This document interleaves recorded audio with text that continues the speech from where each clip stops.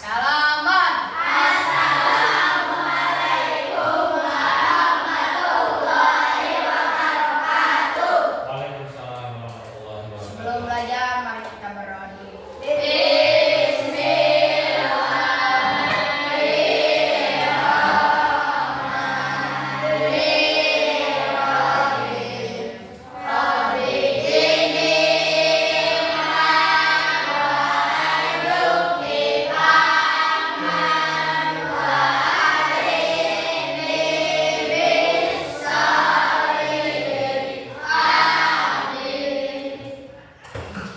Baik anak-anak semuanya, hari ini kita akan belajar tentang coding dan kecerdasan artifisial. Materi coding dan KA ini merupakan materi baru ya dalam kurikulum sekarang.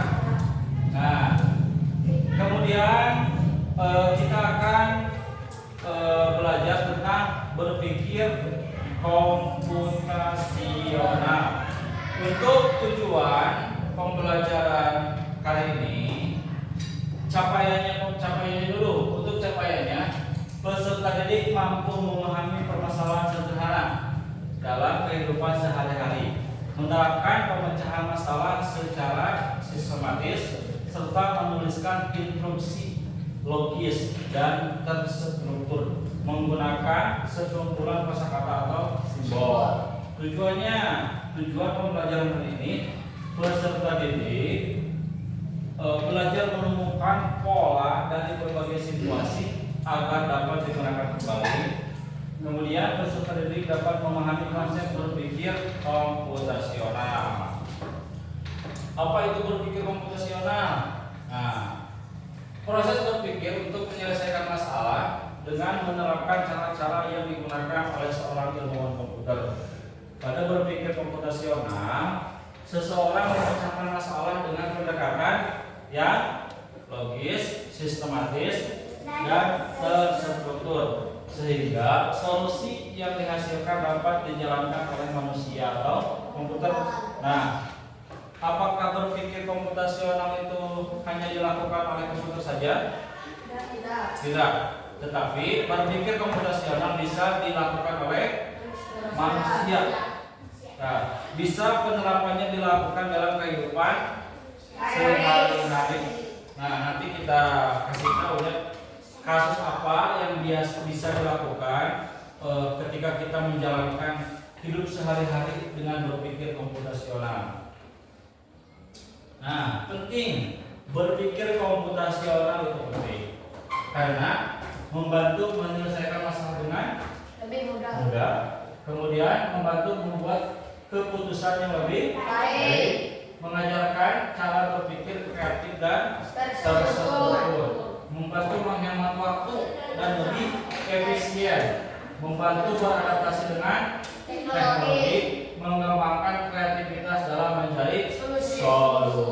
Nah, itu pentingnya berpikir komputasional. Kemudian, nah, kita harus paham dulu prinsip berpikir komputasional. Ada 4 prinsip dalam cara berpikir komputasional. Yang pertama adalah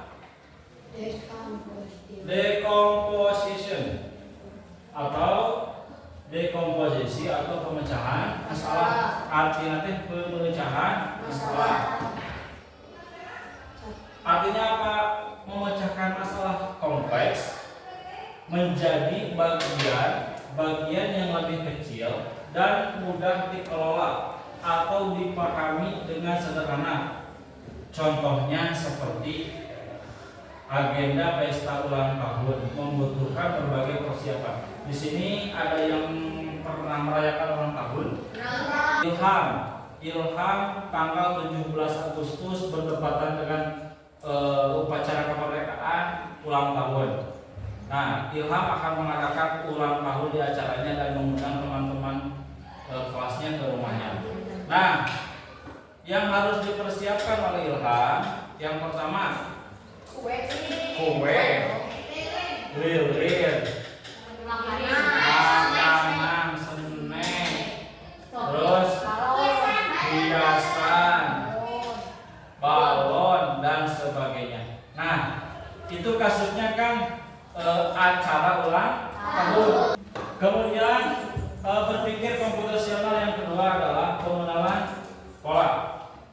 Pengenalan pola adalah mengidentifikasi kesamaan atau pola dalam berbagai permasalahan untuk menemukan solusi yang dapat diterapkan kembali.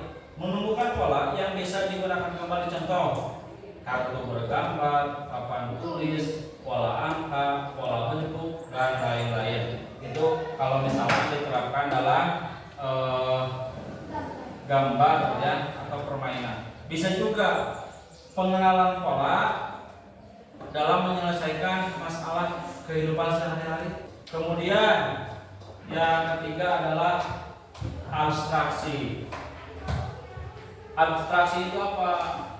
Menyaring informasi yang tidak relevan dan hanya mengambil bagian penting untuk menyelesaikan masalah. Fokus pada informasi penting dapat menyaring detail yang tidak relevan. Contoh, kartu berisi deskripsi benda tempat tanpa menyebut namanya. Contoh dalam kehidupan sehari-hari ya, abstraction. Seperti Ilham mau belajar harus membawa apa saja? Buku, pulpen, pensil, penggaris dan lain-lain. Nah, Ilham tidak perlu menanyakan ini bukunya dibeli di siapa, harganya berapa, terus kemudian membuatnya bagaimana. Nah, soalnya kan itu bukan kepentingan Ilhamnya.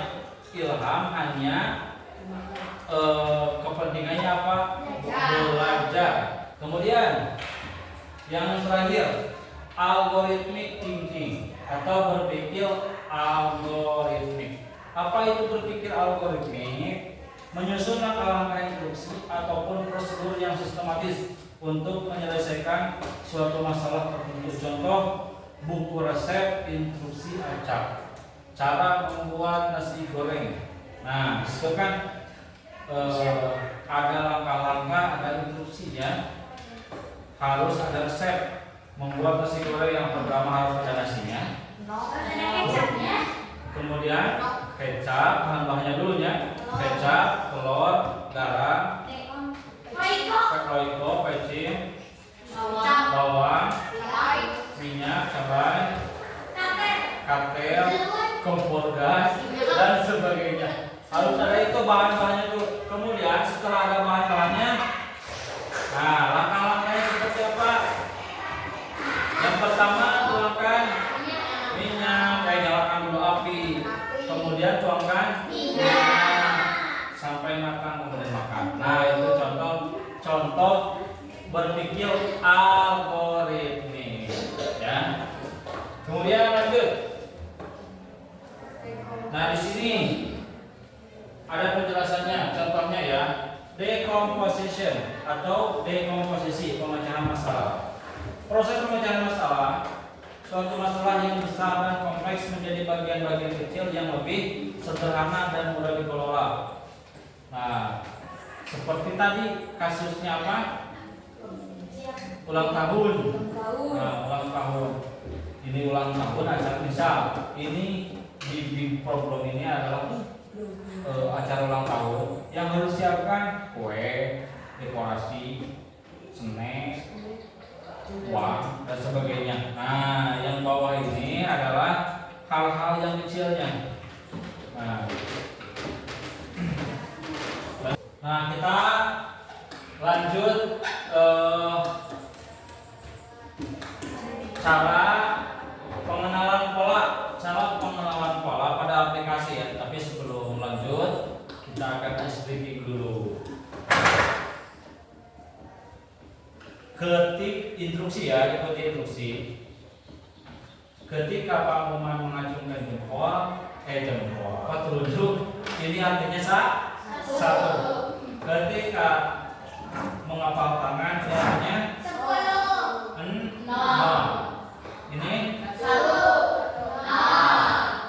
satu artinya berdiri. 0 artinya duduk. Coba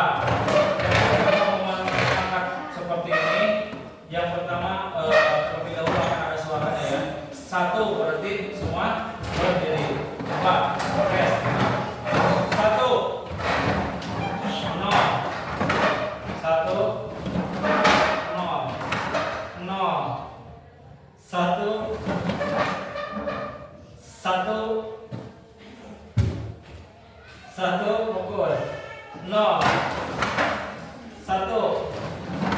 Oh, tanpa suara fokus ke tangannya.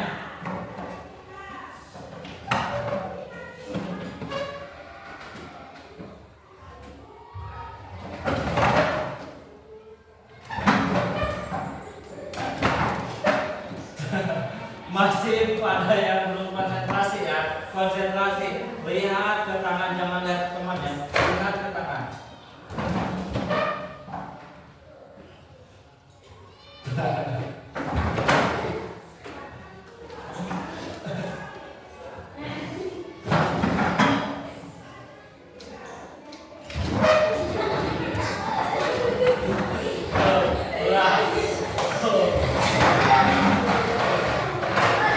Lanjut. Nah, pengenalan pola. Pattern recognition. Langkah-langkah dalam pengenalan pola. Amati data atau informasi yang ada. Kemudian identifikasi kesamaan. Kuncinya identifikasi kesamaan, perbedaan atau keteraturan dalam data. Gunakan pola yang dikenali untuk menyusun strategi penyelesaian masalah. Nah, ciri-ciri pengenalan pola yang baik. Pola yang dikenali bersifat konsisten dan berulang. Konsisten dan berulang. Nah, lihat di sini polanya apa?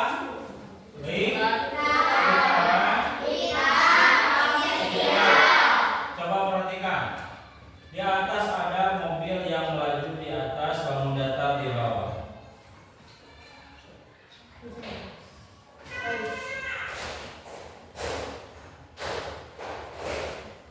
Nah, ya.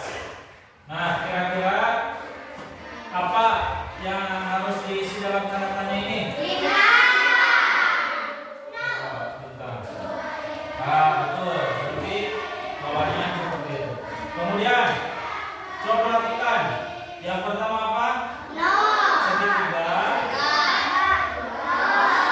Lingkaran.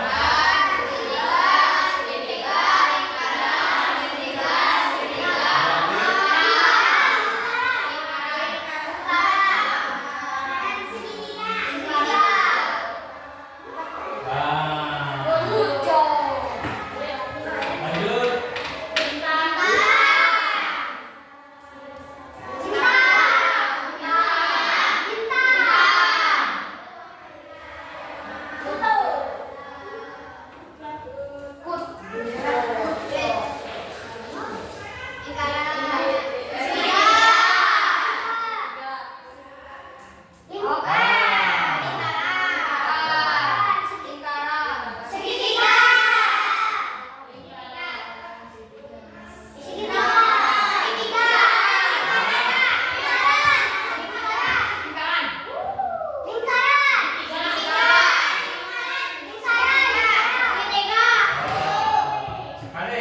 Polanya kalau misalkan dari awal atau di tengah-tengah atau di akhir, lihat perhatikan polangannya. Kalau misalkan segitiga 2 kali, berarti kesalahan 2 kali terus.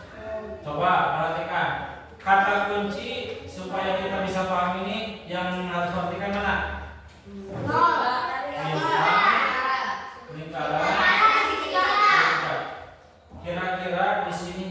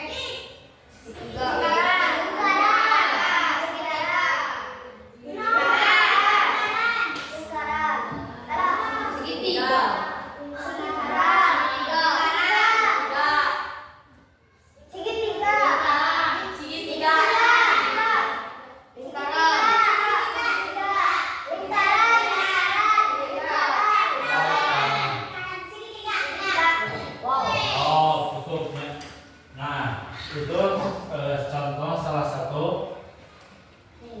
menerapkan polanya.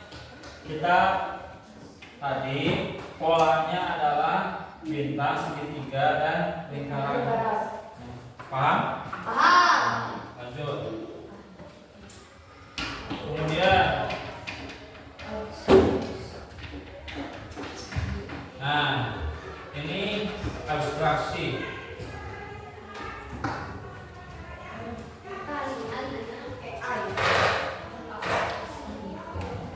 Abstraksi atau abstraction, proses menyalin dan menghilangkan informasi yang tidak relevan. Seperti tadi Ilham, seperti apa tadi? Mau belajar tanpa memikirkan buku, pulpen dan sebagainya. Yang penting belajar.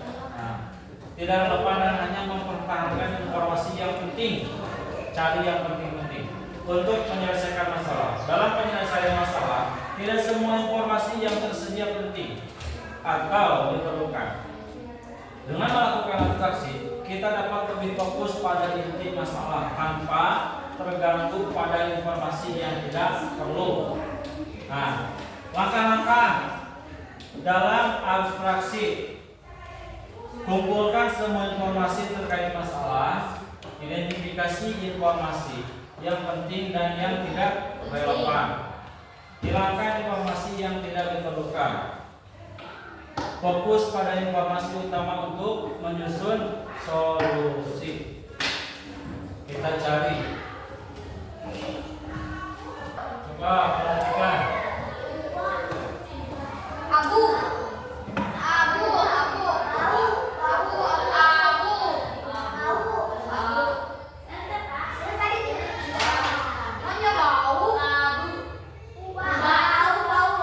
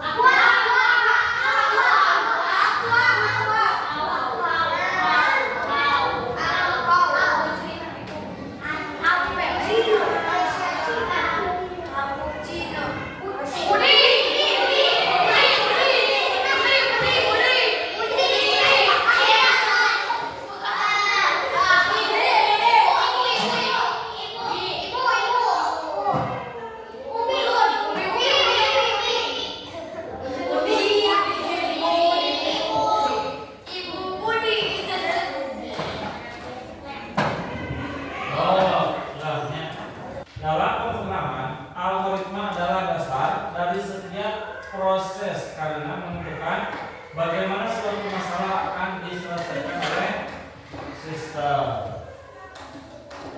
Nah, langkah-langkah algoritma.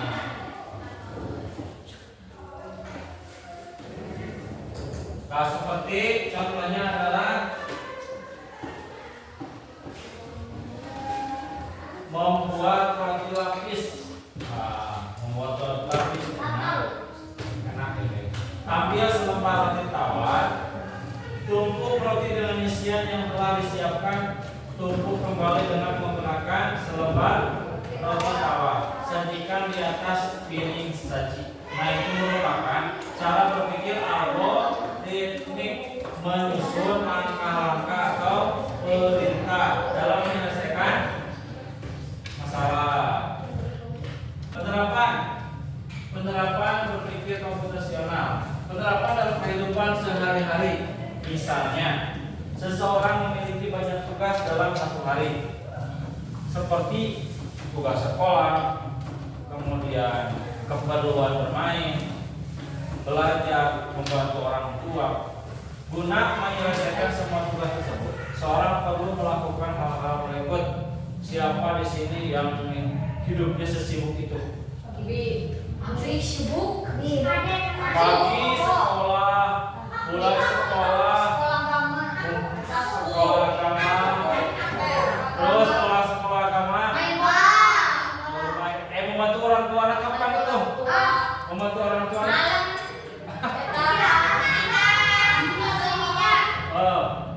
Yang pertama, dekomposisi yang tadi ya, membagi aktivitas menjadi beberapa bagian seperti jadwal pagi, siang, dan malam.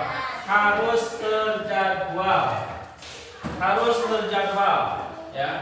Pagi sekolah, siang sekolahnya, sore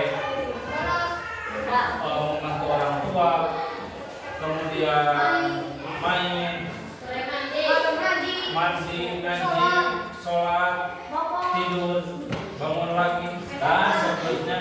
Pola seperti itu harus terus dilakukannya dan harus terjadwal,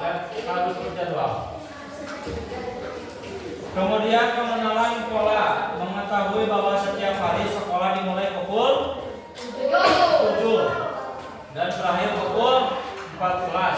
Misal, abstraksi yang ketiga, mengabaikan hal-hal yang tidak berhubungan langsung dengan jadwal, ya. Seperti menonton TV, abaikan. Di luar jadwal yang sudah diatur. Waktu sekolah malah nonton TV, malah bolos sekolah. Nah, contoh hal tersebut tidak baik, ya. Kemudian yang keempat adalah algoritma, menyusun langkah-langkah seperti bangun tidur, sarapan, berangkat sekolah, pulang, belajar, bermain, tidur.